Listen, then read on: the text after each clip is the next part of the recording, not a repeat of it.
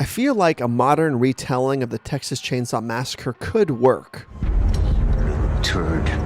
There's no reason it couldn't be as scary as the original time period.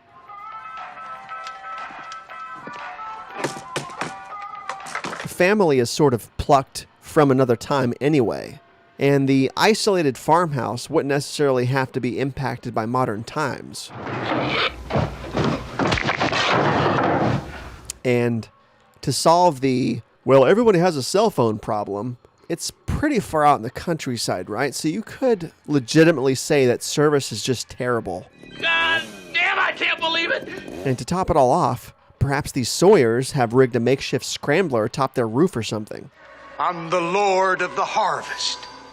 Who's that? There, problem solved. Happy August 18th, 2023, or whenever the movie would come out. Dog will hunt! It's doable. Would be hard work, but doable. You sit the fuck down and shut up.